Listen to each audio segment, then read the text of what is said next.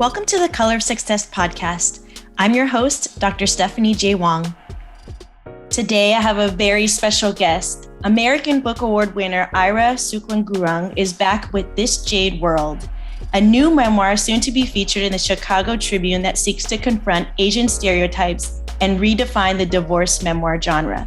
Edited by Tobias Wolff and part of UNP's esteemed American Life series, This Jade World recounts Ira's experience as a Thai American as he returns to his ancestral roots while dealing with the dissolution of his marriage. Ira married young to an older poet, and on their 12th anniversary, he received a letter asking for a divorce, which sent him into a despairing spiral. How would he define himself when he was suddenly without the person who helped mold him into the person he is? Returning to the bustling marketplaces of Chiang Mai, my favorite, and Bangkok, the ancient temples and lush greenery of Thailand, Ira seeks to obliterate the stereotype of the, quote, sexless and, quote, Asian man in this jade world as he recounts a year of mishap, exploration, and experimentation, self-discovery, and eventually healing. Ira, thank you so much for coming and for your team for reaching out to me. I'm so happy you're here. Oh, thank you, Stephanie. I'm so happy to be here. And like I mentioned, I pretty much sped read the book and I was absolutely captivated and I loved it. And like I said, before we started recording, it's not just blow smoke up your butt, but really it was so good because you were so vulnerable. So one of the things that really came up was you said you strongly dislike, maybe even hate talking about sex, but you opened up with a hookup, and that's what drew me in. I was like, this isn't like a regular Asian American book talking just about, identity, although those things are important, but I was like, wow. So tell me how you're able to be so vulnerable about a topic that you dislike so much. Oh my goodness. I mean, the topic of sex makes me so uncomfortable even now. And I think there's a running joke with a lot of my friends as soon as they start talking about sex, I either say, oh, I need to go to the bathroom, right? And just disappear for like 10 minutes. But one of the things that I, as a teacher and of writing, one of the things that I tell my students when they are writing memoir is that sometimes there's a moment where you have to rip the Band-Aid off. Right. And so the first iterations of this book, I didn't rip the Band-Aid off. I was really fiercely protective. I was really scared to go to certain spaces.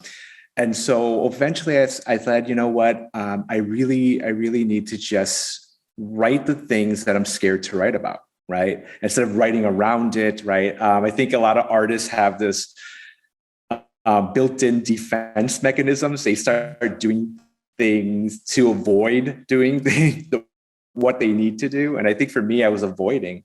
And so I kind of ripped the Band-Aid off. And that really, once I wrote that beginning scene in the book, it made the writing of the rest of the book so much more personable, vulnerable. I went to spaces I didn't think I would go to. I found out things I don't think I really knew.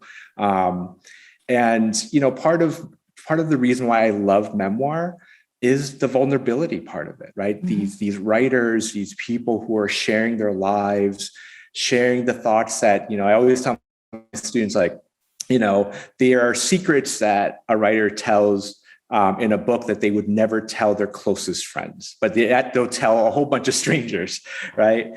But that vulnerability to me is so essential, right? Right now, I feel like we live in a culture that is afraid to be vulnerable. Yes. Afraid to look weak, right? Afraid to admit that maybe they're wrong, right? And what draws me into memoir is this person taking a risk of being judged, right? Mm-hmm. Of looking weak, but doing so in a way that hopefully connects with readers. That bridges experience, right? That to me is the beauty of memoir, this kind of idea of creating this community through experience, through different life experiences. And I'm sure it was so cathartic too, because I saw, my psychologist brain was going through it and was like, oh, there's parallels here and here and here. I mean, how did you feel after finally putting it all down? I know there's multiple iterations, but just putting all your thoughts down on paper or on the computer? One of the things that the process of writing this book was different is that I usually tell my students that you need to have some emotional distance from writing about a piece, right? To get perspective, to get that reflective voice, right? To really look at it.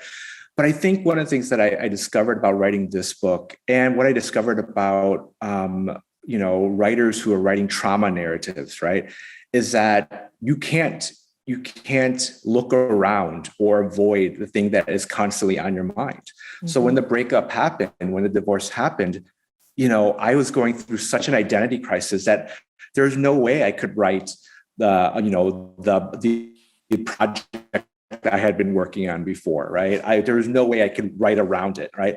And so when I got down to write the book, I really slowly wrote it for me. It was just a way for me to put down on page, because to me, the way I figure out my life is through language, and just sitting there and thinking about it and putting on, typing it down.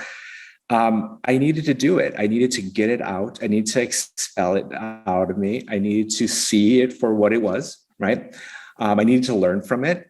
And I pretty much, spent the first draft writing it about a year after the divorce happened.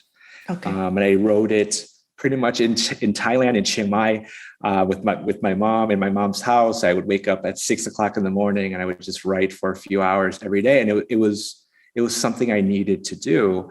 That first draft was like any kind of first draft. It was very, very surfacey. I wrote down the experience, but I didn't really get into the experience, right? That happened in the years that followed. But I needed to get it out so that I felt like I can manage it, right? Mm-hmm. I can understand. I don't believe in the word closure, right? It's part of your narrative and your story, and you're speaking to, and I'm glad you used the word trauma and trauma narrative, because that's part of exposure therapy, is really revisiting some of these really painful, usually a target trauma or a painful situation, and continuing to go through it and looking at the ways we think and feel about it. Absolutely. And I think, as a writer, you find other ways into that experience, right? This is what I tell my students all the time. It's like, you can write about the experience, but maybe you need to walk around the experience to find other entryways into it. And so this writing helped me access other ways to look at myself, right? To look at the divorce, to look at the relationship, and to look at, I think, what is the core of this book is what we want. Like, what is it we really want? Mm-hmm. And so, I think it was really important that I accessed that.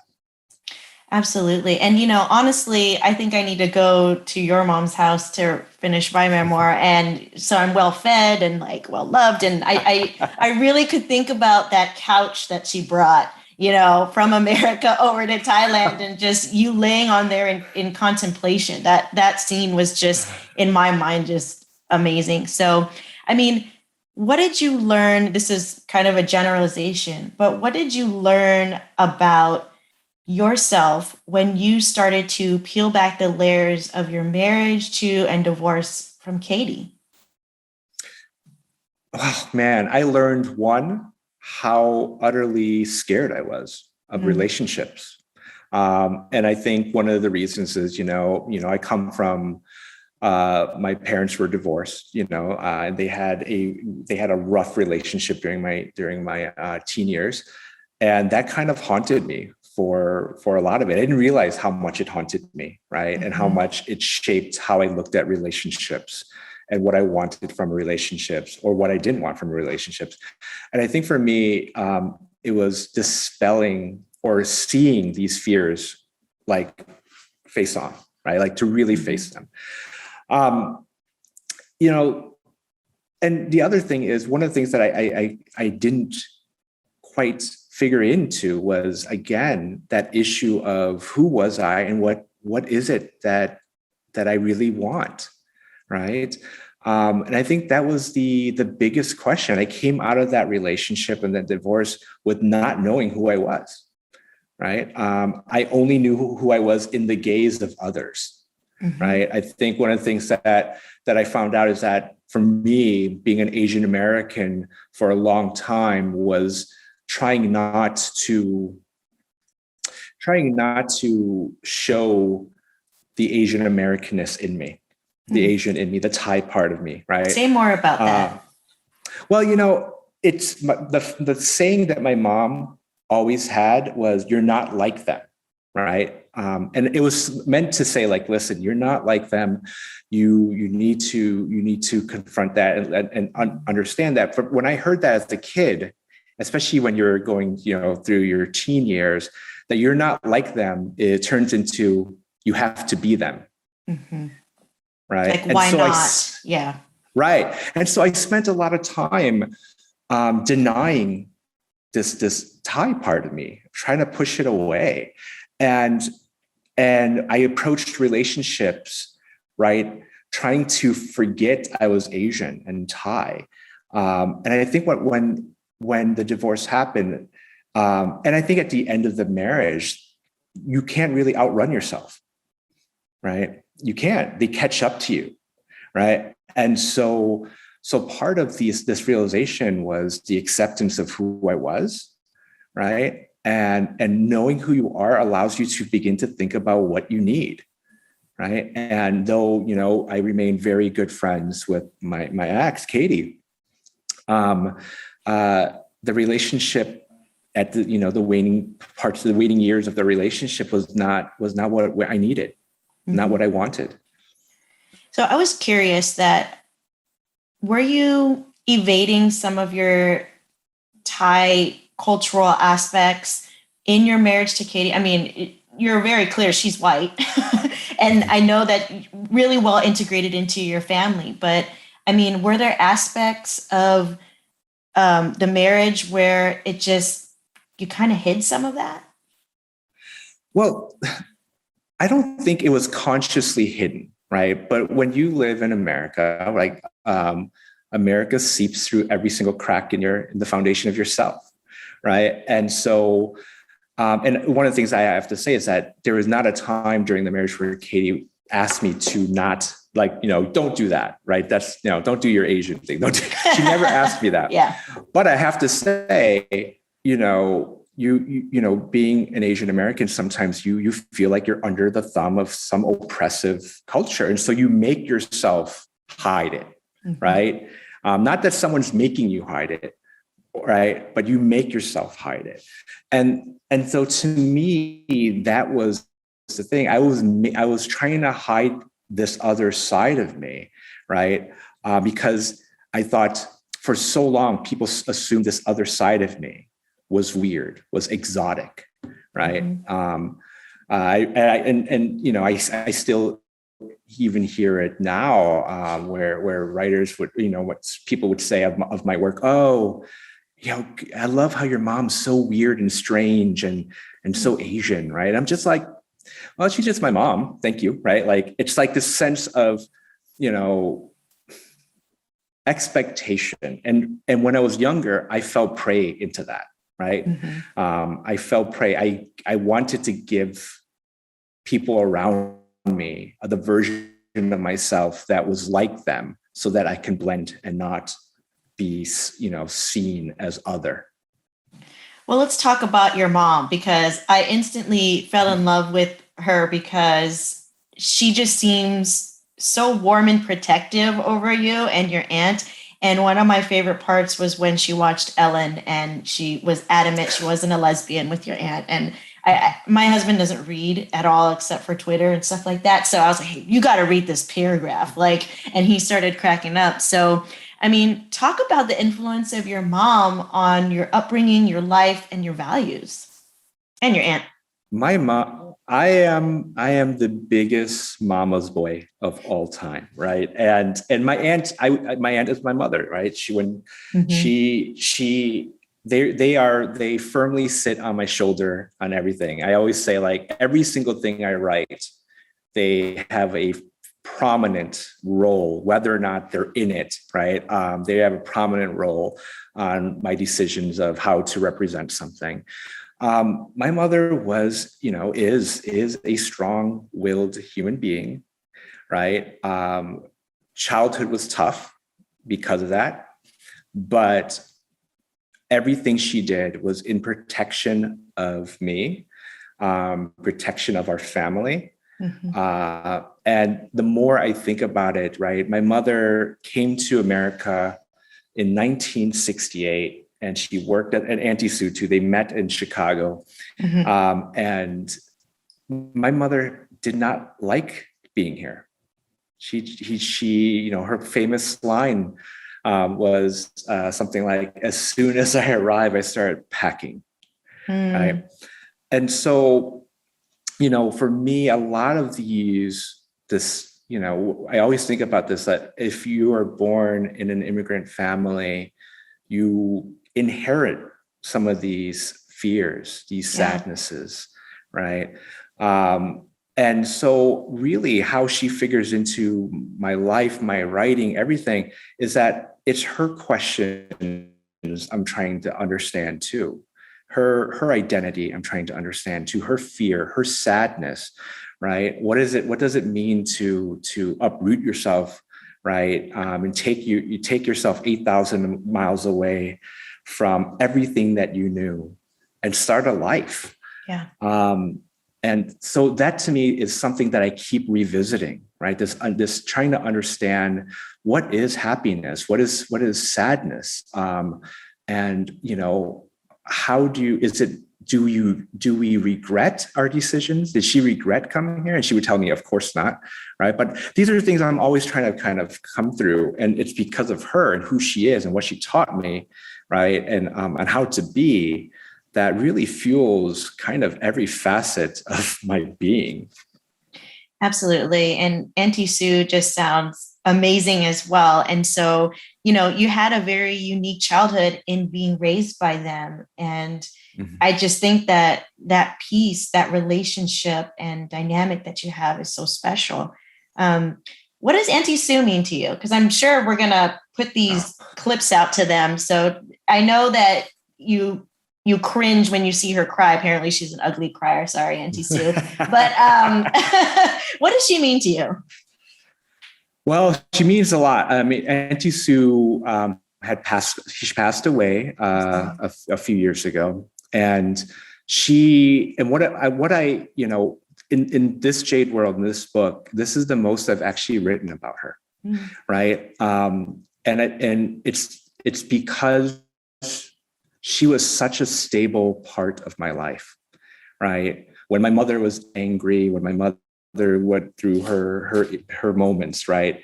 It was Auntie Sue who I relied on, who I came to, right? The thing that she used to do that I'm trying to do with my son now is that every time I competed in some sort of event or I was in a school play, I would find her and she would go like this. She would hit her chest, right?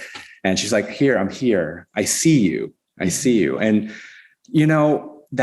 that to me was so important because I felt like, with my mother, though I love her to death, I think she, as a mother, was trying to see the person that she hoped I would become. Sure. Right. And she puts all, as everyone, most mother, like they put all their dreams onto you. Right. Sure. With Auntie Sue, she saw me for who I was, who I am. Right. And there was no judgment in that. And I think that stability, I can't even imagine what my life would be if I hadn't had her in my world. She taught me how to be calm. Right. She taught me to sit here and reflect and think about the choices I made, right? I think of all the people in my life, she actually taught me how to be a writer. She said, always have your ears open, always have your eyes open. You don't need to act, right? You just sometimes need to be, right? And I was like, yeah, right. That's been really my philosophy. And I think it was all born from her. That's special. Well, I'm just so glad that you wrote about her and continue to honor a legacy that's there, because she's just such a special woman. And speaking of which, you had these strong female role models, caregivers, and you do talk about your dad and kind of the rocky relationship and that difficult dynamic, since your mom really, I always tell my kids, hate is a strong word, but there's some real resentment there for good, understandable reasons. But how has your father impacted you as a man, as a father, as a partner?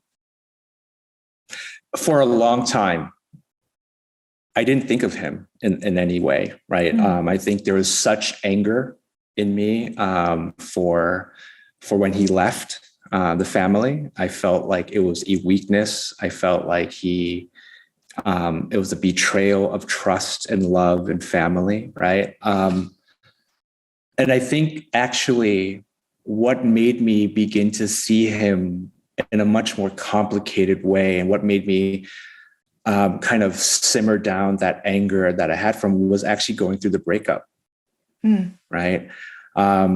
Actually,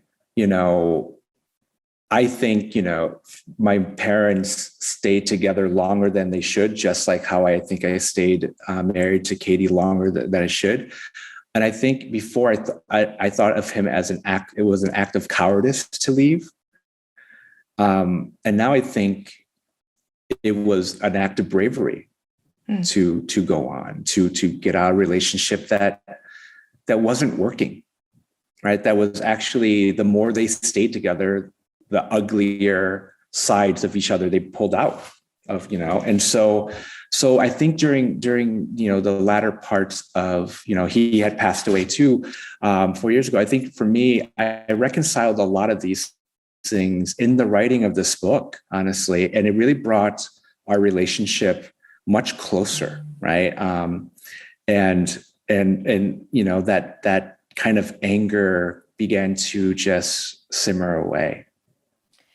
And that was apparent throughout the progression of the book. And one of the funny parts was that he liked to tell people's fortunes, and everything else, like the most of it was, wow, he's spot on. And then when he said, we will be happy together for a long time, like, oh, you shouldn't say that, like, because after every single one. But it was so interesting because you mentioned that he had said that with your mom, and I'm like, was that a pickup line or? Oh yeah. So I think it was very clear that you worked through your feelings with him, and there was a closeness and understanding of him as you started to peel back the layers of your relationship with him. Well, it's funny because in one way it was a pickup line. My mother would tell me, how they met and the line that he would use, and it would be the same line that he would say to Katie when he met her, right? And it was the same line when he looked at my wife Deidre's, fortune. It was the same thing he said. I come to think about his character, before I thought it was an act. I thought of him as just being this person who liked to just show off, right? But the more I saw him, this was who he was, right? This is the person. What you saw was who he was, right? And who he was a complicated human being, right? He was born in very poor area of Thailand. He came to the States illegally, right? He was a man who was a dreamer, right? Yeah. He dreamt. He was always looking forward, right? He'd never, and I think one of the things that perhaps is, again, something I got from is that dreaming sense. I'm always dreaming, just like he is. But what he didn't see was what he had, right? Even I think to the very end, he didn't see what he had. He was always looking forward. And I think this is why he was so into fortune telling, right? Makes sense. He was so into this projection of the possibilities of who you would become, right? He was so into seeing, successes and good fortune, right? he loved that. He loved giving that. Every time when I went with him on fortune telling, his little side job in Chicago, he loved delivering good fortunes. He loved it because I think he loved imagining and seeing a prosperous life, because this is what he was wanting himself.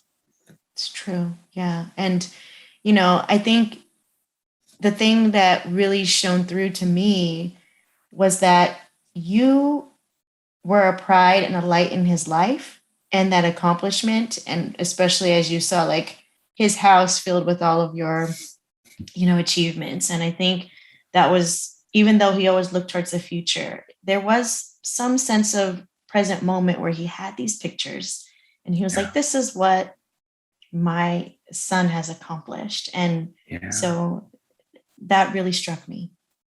Yeah.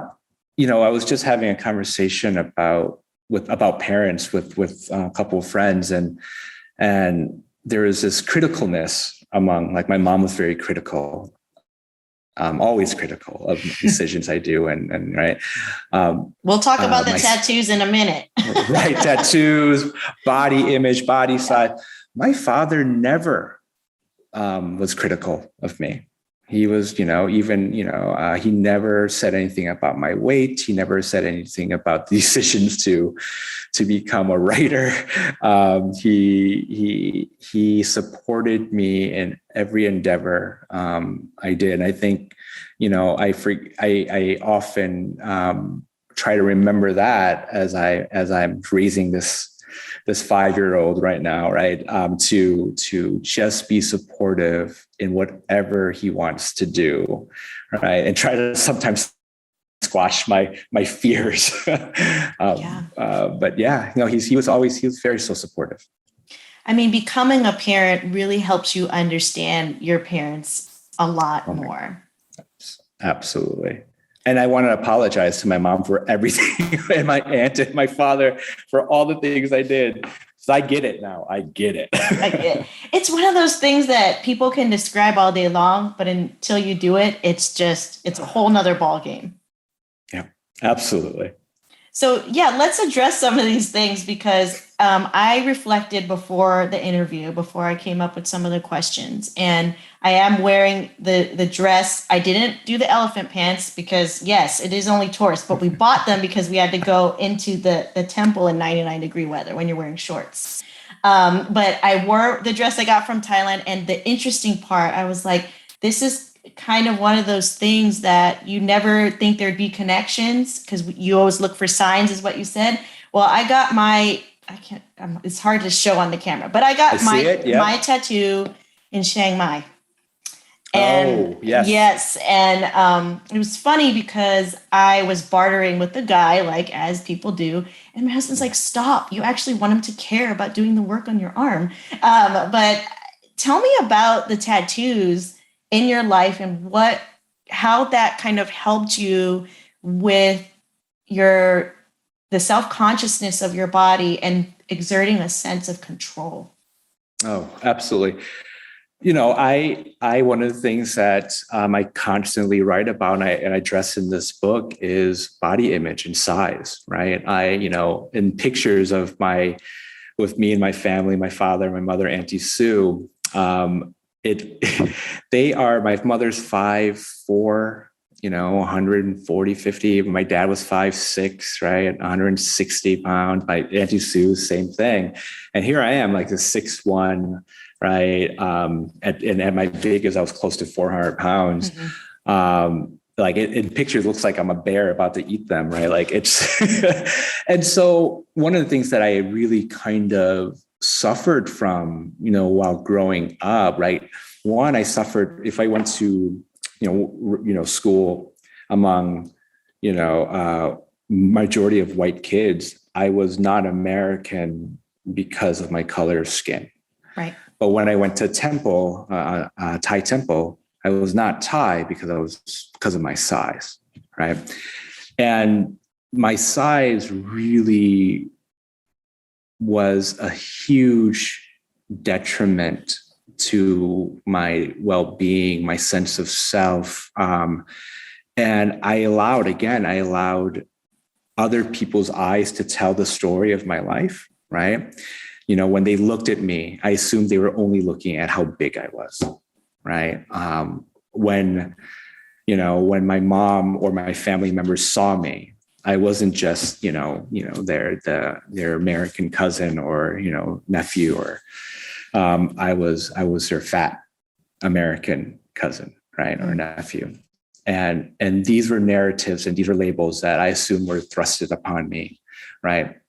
One of the things that I fell into this, I read this essay by this writer, Natalie Kush, called Ringleader. And she is also a bigger woman, but she also got into an accident where she had a deformity on her face, and everyone would look at her uninvitedly, right? Because of that. And she decides to get a nose ring, right? And it was her way of owning her body and saying, if you're going to look at me, I want you to look at me on my terms, right? And so when I got the tattoo, I wanted to rewrite the narrative of my body. I wanted to own this narrative. I wanted to not hide from it anymore, not have everyone tell the story of my body, right? And that's the thing I think our culture suffers from. I think we're allowing our culture to tell the stories of our body, right? With every kind of image that we see on television, on magazines, that they're telling the story of our bodies. To me, the tattoos became my way of writing into it, my way of claiming it. Right. I got a tattoo. My first tattoo was on my leg and it's big. All my tattoos are pretty big. And each one of them, I think, is a statement of love to my physical being. Right. Whereas for years, I loathed it. I hated it. I separated from it. I wanted to rid of it. Right. And you talk a lot about how that really played into your interactions with women sexually, romantically, or lack thereof, because you just wanted to kind of almost transcend your body and not really think about it. So, and I imagine that body consciousness doesn't just disappear over time. I think it's a work in progress, and tattoos are one way, but it's a constant act to practice self-love and to exercise and eat right and all those things. I mean, it's everywhere, right? It's cheaper to eat McDonald's than it is to eat anything healthy. So not knocking McDonald's because they had the BTS menu, but oh my God, BTS menu is the best. I was like, let's combine these sauces. Can I get some photo cards though? I really need that in my life. But I think it did play a role, as you've described, in various sexual encounters. So what have you learned about your body, about the importance, or I guess the influence that touch and physical connection have in these sexual encounters or relationships? After the divorce and that year of kind of like search for myself and what I wanted, I made some mistakes, but I had to make mistakes, right? To really learn about myself. I had to use the body and see my body as something it was never was ever in my whole life, not during the marriage, right? And I had to understand that, because if you didn't understand if you hadn't experienced what your body has never been, you don't know what it can be, right? You don't know what it really values and what it really wants, right? I think for me, again, going back to that suffering from other people's story, right, is that I wanted the body that I assumed Katie wanted. I assumed everyone who I met wanted. After the divorce, I was in such a state of disillusionment And the disillusionment sometimes is a good thing, because suddenly you're like, I don't give a crap about anything. I'll just do what I want. Exactly. Right. And so my body was just a body. Right. And there was something that was liberating about this. There was something about selfishly liberating about it, honestly. But I needed to see that, right? Because when I met people who taught me touch and intimacy, touch and love, right? Touch that opens up like yourself emotionally and mentally in ways that you've never been. Like, when I needed to know that other side so that I can get to that level of intimacy, understanding, right?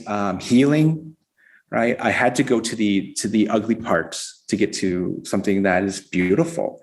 Now, I'm not going to lie to you. I think we always will have issues of the body. It never leaves us, right? There's this line about people who are big, who are fat or obese, and even if you lose the weight, fat is invisible, right? Right. That some days, you look at the mirror and there's something else weighing you down than your weight, right? It's the fat that you've put on your shoulders. It's the things that you've decided to carry. Right. It's the thoughts that say you have heard from friends, families, right, that weigh you down. Right. And so those things don't leave you. They're there. Right. That for me, when it came to touch and intimacy and body, was that I can find these moments of self-care, self-worth. Right? I can find touch that warms, that matters, right? And I think to me, having met my current wife, Deidre, she is best human being in the world. But I really, honestly, it's not in the book, but I learned touch from being a father, right? It's true. Right? From holding my child, from the small moments of him just simply leaning on me. Mm-hmm. Right.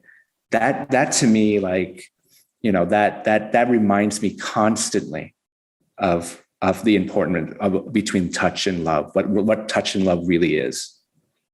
Absolutely. And I was going to say, Deidre just sounds like an amazing wife and partner, and just the synergy of healing each other and not viewing each other as damaged goods or broken, but really people that are starting a new chapter in their lives, knowing that you've been through your respective issues.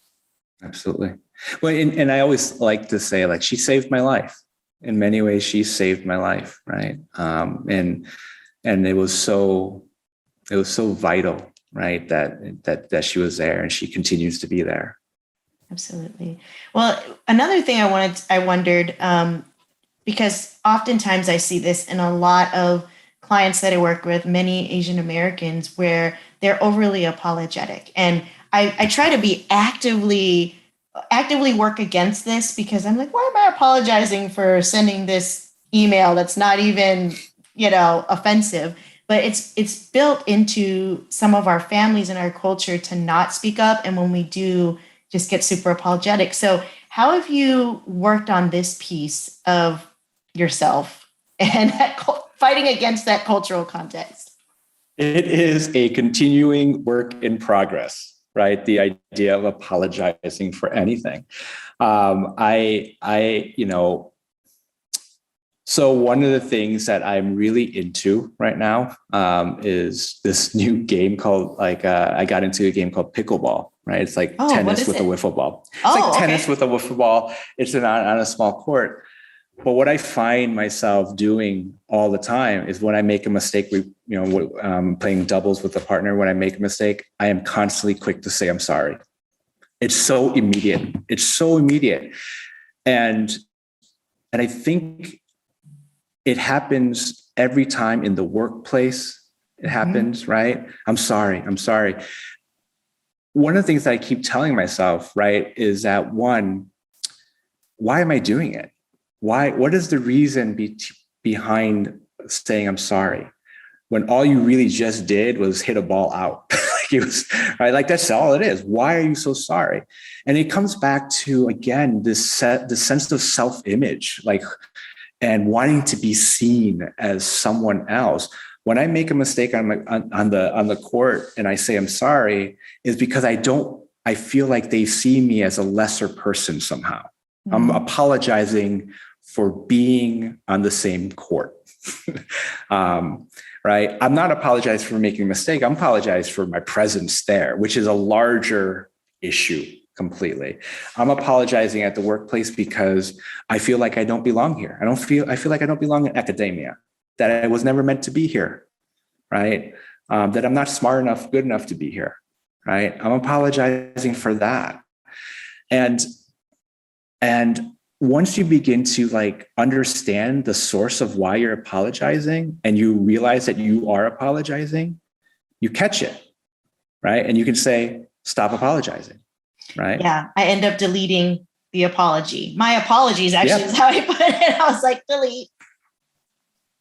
Yeah. So, and I think that's so important for people to hear. And I'm so glad you are in academia and are, and part of this representation in a department or in an industry where Asian American artists are just starting to have more of a spotlight. It's not that the writing hasn't been there or that people haven't put out their thoughts, but just, what's lining our bookshelves. I liked how you had the contrast of white authors and people of color on two different bookshelves and just realizing the disparity, right? And the choices we're making in terms of purchasing. And I'm glad you came here so I can just constantly push your book because, again, I thoroughly enjoyed it and I can push it out of pure genuineness. Now, I wanted to go on a lighter tone. You talked about Bed Bath & Beyond as a coping mechanism to help you move on with your life. And there was something symbolic about it, like buying new things that Katie wouldn't necessarily like, that your friend also didn't think was ugly, and putting it there. So Bed Bath & Beyond, but also what are other coping strategies did you use as you were going through this and to address your mental health during the divorce and separation? Man, I went to concerts. I had stopped going to concerts for a long time. I used to be, when I was a teenager, I used to go to concerts all the time, but I had stopped. I went to concerts, saw live music, loved it, danced, did things that I didn't do during the marriage, right? Not because Katie prevented me, but because I just didn't do it, right? So going and listening to live music was important. I obsessed during this time period. I obsessed over painting pottery. Paint awesome. Your own pottery. I obsessed. I have, I would be there every single day. I remember being there, and I got good at it. That some people were like, "Hey, do you mind could you draw this for me?" Like they would commission me, right? Side hustle. Right. People at the Paint Your Own Pottery place, like, could we just borrow this for a month to display? Right. I'm like, yeah, go ahead. So I did that too, because during that time, during that year, I couldn't write regularly. Right. And so I needed some sort of creative outlet, and painting pottery was one of them. I went on really long meditative walks, which was essential.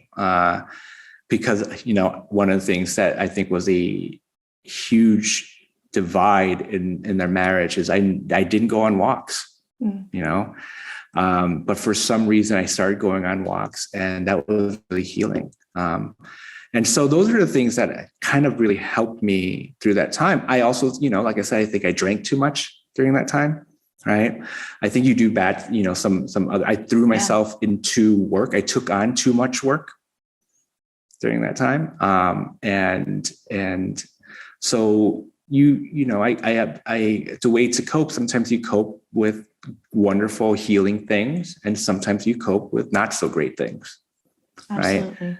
Yeah. Well, I think what you're highlighting though is hobbies, and part of identity is finding things to do that don't involve someone else. Like you do it out of pure joy. And that's really hard for people because in this, I'm in the Bay Area, so it's like work.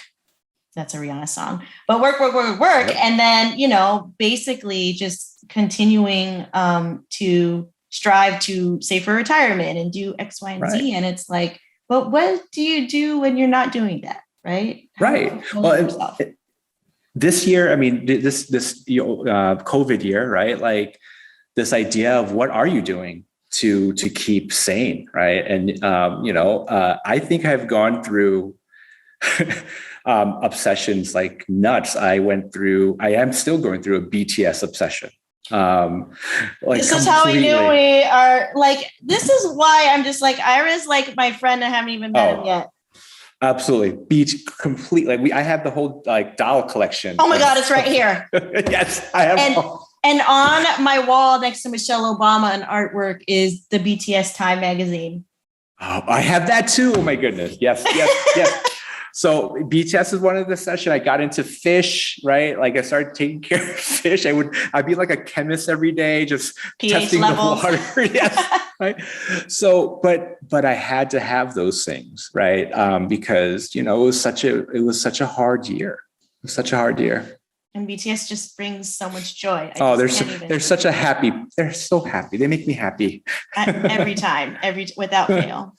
Well, I'm sure there'll be many more conversations about that, but, thinking a little bit about your students, they mean so much to you. What advice do you give in addition to what you already mentioned when they're writing memoirs or other people are writing memoirs? What are some do's and don'ts?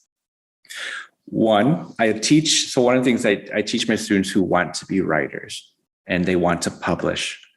And I think because I teach memoir and I teach nonfiction writing, one of the things I tell them is try not to think about the product.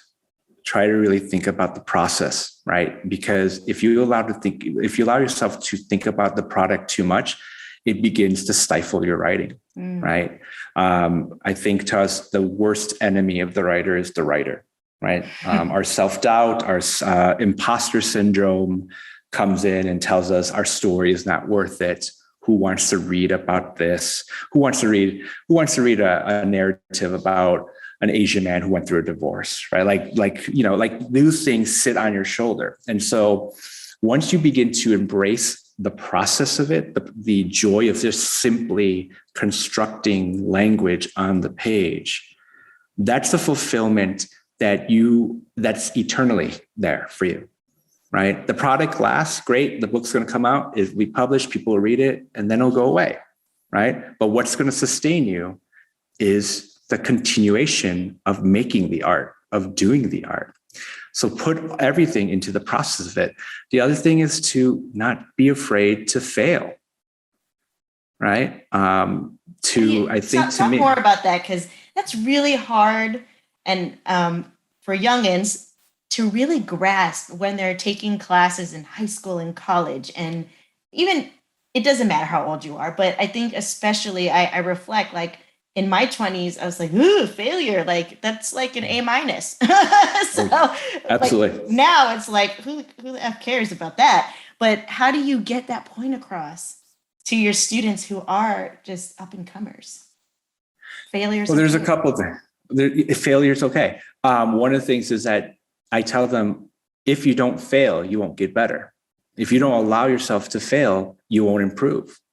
If failure to me is not an indication of who you are, right? And that's the thing. You have to separate who you are from the product, the failing product, right? That's again going back to the putting so much onto the product. I need to be published. I need to get this out. I need to be seen and known. I want people to read me, right? That's putting all this pressure onto something that they can't control. Right. A lot of times my students think about failure is when they submit to a magazine and they're rejected. Right. And then what happens is, and this happens, I see it all the time. I've been teaching for over 20 something years. Rejection for artists it could just stifle you and you just won't do it anymore because they can't take it. Right. Absolutely. how do you take that failure? Well, you try again. You get up, you fail better, right? And you keep working at it, right? There's something about that that I myself, right, I need to embrace, right? I'm going to fail. This book is not going to be great yet, right? It is great though. So, thank you. And not to blow smoke up your butt. I just think that there's an aspect here of vulnerability that you were able to open up that maybe you weren't able to do several years ago, right? And I think letting people know that it's not a timed process and that it's their own journey to be able to unlock some of these things. Absolutely. Yeah. And honestly, I think to me, going back to the very first question you asked, like, one of the biggest things is that we try to protect ourselves, right? And by protecting ourselves, we don't say the things that we need to say. Absolutely. So where can people find more about you and also purchase this awesome book as well as your other works as well? Well, you can get all my books from any like barnesandnoble.com, Amazon. My new book, This Jade World, you can purchase through any of the outlets I just mentioned, any book outlet, but you can also get it directly from University of Nebraska Press. And you can also look me up. My website is pretty easy. It's buddhistboy.com. I saw that. I was like, that's awesome. So it's pretty simple. But yeah. Thank you so much for doing this. Like, again, there's synchronicity. And I just realized I'm sitting on my BTS oh my goodness. So, that's the best. And I remember one time I was doing some kind of interview and it was behind me and they, it's totally in the camera. So, Wait, before we go, Who's your bias? At first I was like, OT7, I don't want to admit it. And then this year I was like RM, but now I'm like, JK's grown now. Like JK is grown. You see his tattoos that now are like, I love it. Me too. Is that your bias? Well, I would say, okay, he's clothes. I always have a soft spot for Jimin. Always. From the very moment I saw him, I'm like, wow. Right. There's something that I can't I just love his voice. Right? So unique. Oh, so good. Yeah. My wife, RM, she's an RM, and my 5-year-old son, Sugar. He loves Sugar. That is my 9-year-old. That's her favorite. Loves Sugar. Well, they all have their own charms. And I think that's the thing about it. And my husband, he likes Blackpink. So I love Blackpink too, but I just give him crap all the time because I'm like, oh, BTS is way better, of course. But I think he's like, if people watch their interviews, they would think that they're high. Like if they don't know them. And I'm like, but that's the cool part about it is they're not. And they're just being themselves all over the place. Oh, I love it. Love it. Absolutely. I mean, it's just my dream. Luckily I've accomplished all the goals in my life. So I'm like, I just want to meet BTS. And I have my concert tickets still because I got 5th row when it was being sold. And then COVID hit. And I was like, what? So sad. I was like, I don't want my money back. I just want you guys to come back and I know. Get my tickets out there. So, but thank you so much for doing this. You're just an amazing writer and human being. And there are the synchronicity is there. So thank you so much. Oh, thank you, Stephanie. This has been a joy. Thank you so much for listening to the Color Success podcast. Listen, subscribe on all major streaming platforms, YouTube, IG, and if you want exclusive content, you can join our Patreon. All links can be found at colorofsuccesspodcast.com.